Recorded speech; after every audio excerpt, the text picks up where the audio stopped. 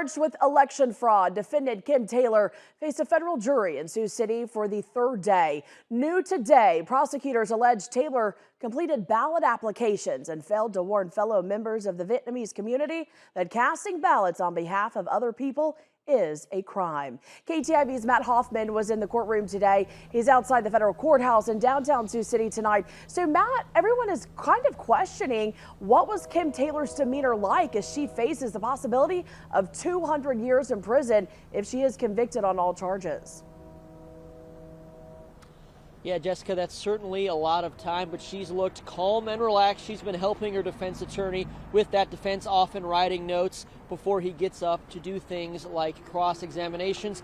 There was one pretty dramatic moment earlier today, however, when she got pretty animated during a government witness's testimony about the translation. The defense attorney actually had to reach across and calm her down before things could continue.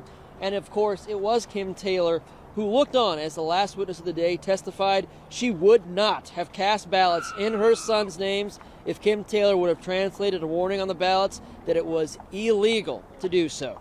While the current case focused on elections in 2020 and 2022, prosecutors presented evidence that Kim Taylor helped the woman fill out materials as far back as 2014. The witness spoke softly and didn't meet the eyes of jurors as she recounted illegally signing election materials on behalf of her two sons and then filing ballots without their consent. Under defense questioning, the witness testified she voted for Donald Trump in 2008, even though he wasn't running for president at that time. The defense also elicited testimony that the witness often completed tasks for her sons, as is customary in Vietnamese culture. And two sons of Vietnamese immigrants testified they didn't sign ballot materials and that someone signed on their behalf. One witness drew smiles and nods from the jurors as he mentioned he just became a U.S. citizen last month. And another 20-something witness said he wanted to vote just to get an I voted sticker. But he testified he wasn't able to get that sticker because a family member stopped him on the way to the polls to tell him his vote had already been cast on his behalf after a visit from Kim Taylor.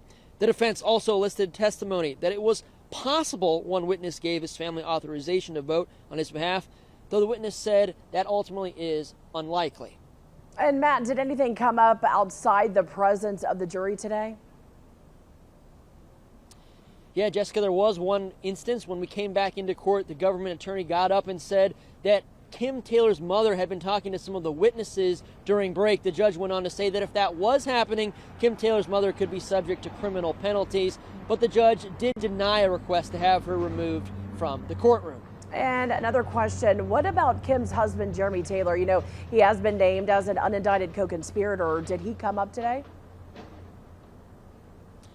Yeah, that's right, Jessica. He has come up. He's been sitting behind her defense table in the gallery for most of the trial.